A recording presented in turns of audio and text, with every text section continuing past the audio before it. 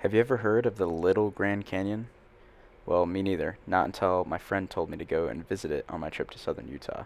And he was right. Apparently, there is a massive canyon system that's hidden in the San Rafael Swell region of central Utah. For the next 2 days, I'm going to explore this overlooked canyon.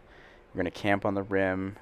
We're going to discover ancient art from past cultures, find 200 million year old petrified wood, and much more. Got the car camp set up at the Little Grand Canyon. We got the pancakes going right on the rim of the canyon.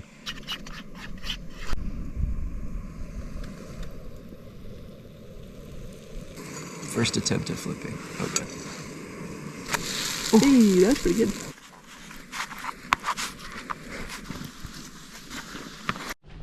Okay, we are now in Buckhorn Wash, and we just saw a sign. Apparently there's dinosaur tracks in here, so we're gonna try to go find those.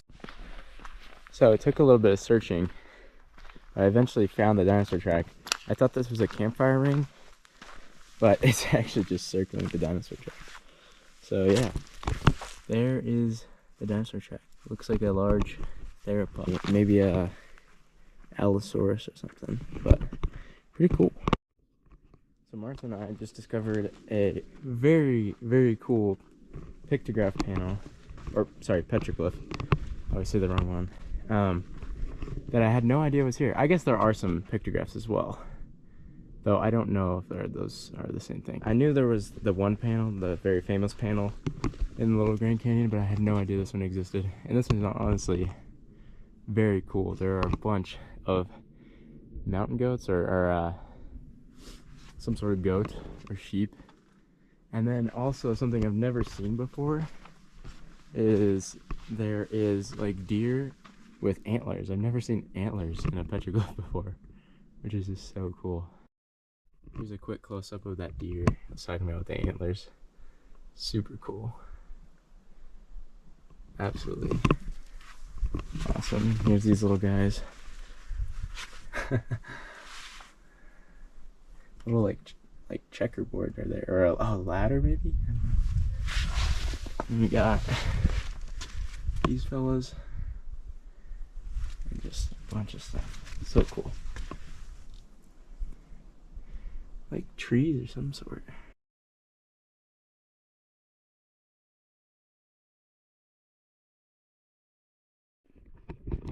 So we are now at a very famous panel in the Little Grand Canyon that is absolutely massive, and it's been vandalized a lot, but since it's so big and important, they've done a lot of restoration, so it still looks really cool. And reminder, it's a pretty famous site, so I don't doubt lots of people come here, but just remember to never touch this stuff, because they're already, the wind and the ice and the rain is doing enough. Here we got some of the first pictographs. It's just long, skinny, and he kind of looks like he's holding a snake or something. And then this guy is like fighting a snake or something. A weird snake with ears. And there's these really big pictographs. I mean, those are like 4 feet, 3-4 feet. That one over there is like 15 to 20. Wow, that one is really cool. There's little like sheep on top of the long skinny guys, and a snakes, and a dude with wings. Wow. I don't know what that thing is. And then there's these guys are like angels. They're like big, tall people with wings, but like angel wings or something. Super cool. It just keeps going. We are now going for a little hike at the bottom of the Little Grand Canyon. We were up over that way, which I'll be able to show you better later. But now we got this really cool view down here at the bottom. Some crazy cool buttes, and it just really feels wild, wild west here. There's even a cow corral with cows in it right over there. Well, hello there.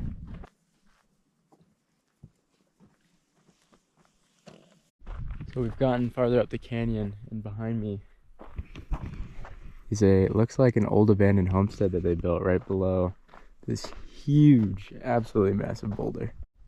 So we are now on top of this giant boulder that I was just telling you about. And apparently there's an easy way to just get to the top of it.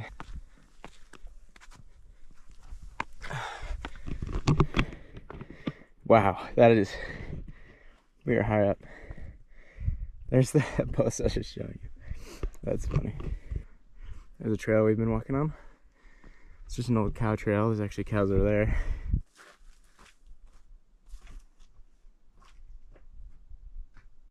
So we're walking across this wash, and then I started finding big chunks of petrified wood. So here's one in situ, hasn't been touched yet.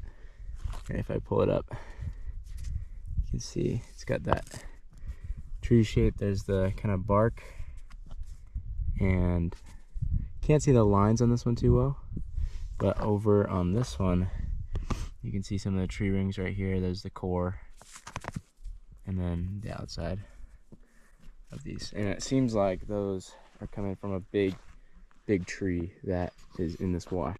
So I'm pretty sure most of that petrified wood I was finding is Triassic age petrified wood, and I'm theorizing that because this is all Navajo sandstone, which is a Jurassic age sandstone, and everything below it, I don't know the exact formations, but I would assume some of them are Triassic or early Jurassic, and that's where that wood's coming from. But that's just a theory, so who knows.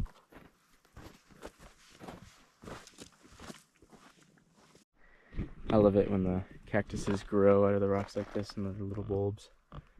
It's really cool. It's crazy how much of this is just lying on the side of the trail, but look at this. Biggest pieces yet. Absolutely huge logs. Not the biggest I've ever seen, but pretty good size driftwood.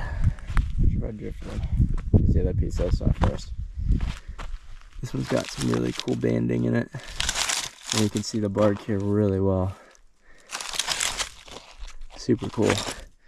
There's probably more of it just all around here on this hillside, because I bet that's part of a huge log. I might see some right over here.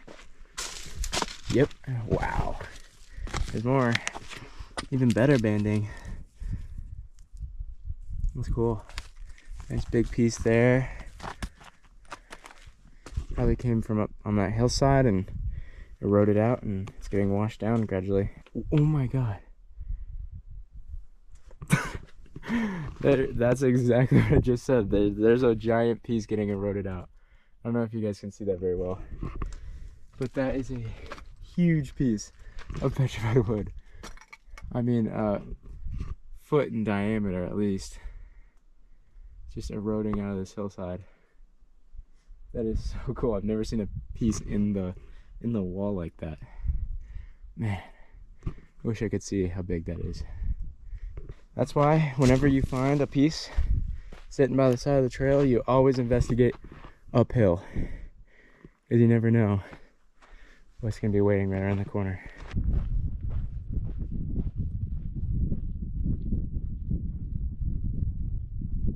And this hike just keeps getting better. I can't stop finding petrified wood. Look at this. This is another example of it eroding out of the rock before you find it in the wash. This one you can see the lines pretty well.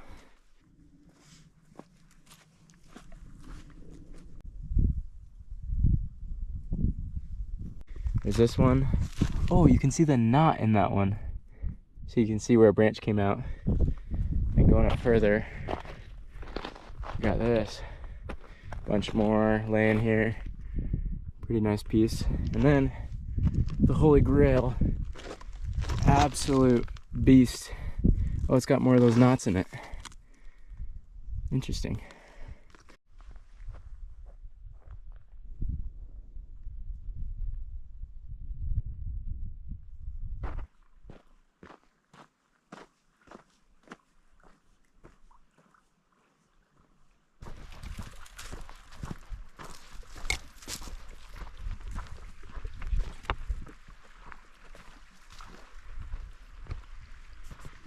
A lot of the rock around here gets eroded into absolutely wacky shapes. As you can see, there's just bowls and little nooks and crannies everywhere. There's even like a little hand right here, something. Apparently there are beavers, or there at least were beavers in the San Rafael River. So only one animal can do that. And we've seen several just nod posts. Oh wait, You know what? I think I said that there is beavers, because look, that seems pretty fresh. So is that one. And yeah, he really likes this bush. And over here too. I bet there's a beaver nearby. We should keep an eye out for dams. Where are the desert beavers? Okay, we are going to attempt to walk up this boulder field here.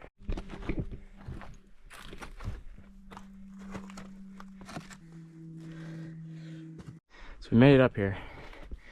And it's a little bit sketchy, but I think we can make it. Alright, I think this is the end. Should be able to get up right here. Oh yeah, super easy. And we're on top of this plateau now. There's some crazy cryptobiotic crust too, yeah. I'll have to just walk on the rocks the whole way. Oh, that's a good view. We'll see if we can get over the end of it, but there's a great view of where we camped, the ridge that you can drive to.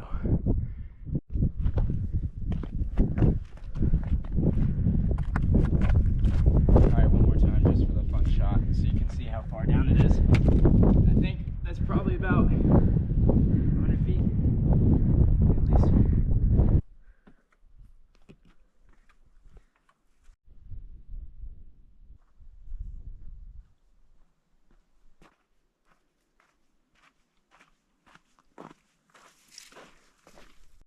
Alright, we've come back up to the wedge for dinner, probably to stay tonight. I gotta be careful when I get out of the car here because just a couple feet away is a massive cliff. The view from above where we were earlier, we were on top of this little bend here. Alright, we have successfully found our campsite for the night, and it's probably the best one best car camp spot I've ever had. Just parked in this little place right here, and it's about 20 feet from the cliff. And we're gonna watch the sunset here and eat dinner, and then enjoy the sunrise tomorrow. What are your thoughts on the campsite? I'm so excited. Alright, I don't know about you, but I'm hungry. Are you hungry? I'm starving. So we are gonna cook up some of this home style, Mexican style chicken tortilla soup, and hopefully it's good.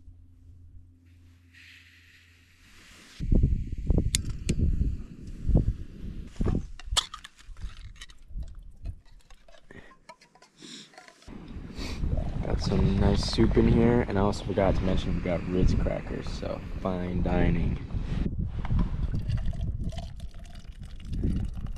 Beautiful.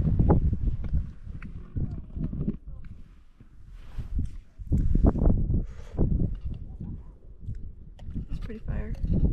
So we just finished up dinner, and the sun is about to set. And check out this view. You're walking along this road, and bam! It looks great in this light. Tomorrow the plan is to kind of go out past the canyon out to the greater swell region, and there's some other possible pictographs that we might be able to find a little more hidden than the ones today. And the crazy thing about this place is it's not a national park, it's not even a national monument, not even a national rec area. It's just BLM land out in the middle of Utah, and I just can't believe it.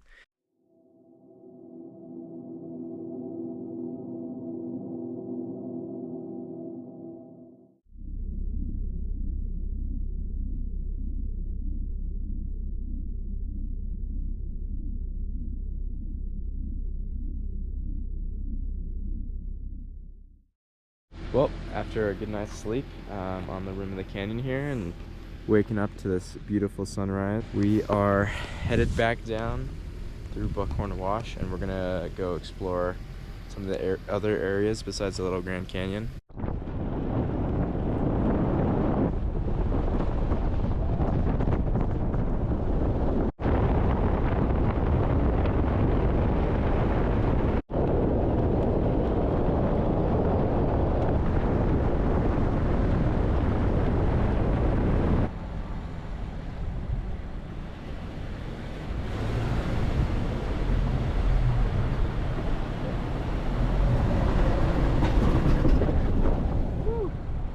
Alright, we just drove through a very sandy tunnel under the interstate, which was a little scary, but we made it to here.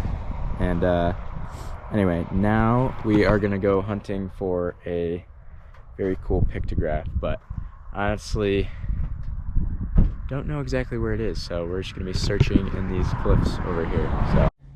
So we successfully found the pictographs, and I gotta say this one is super cool. And there's actually some more.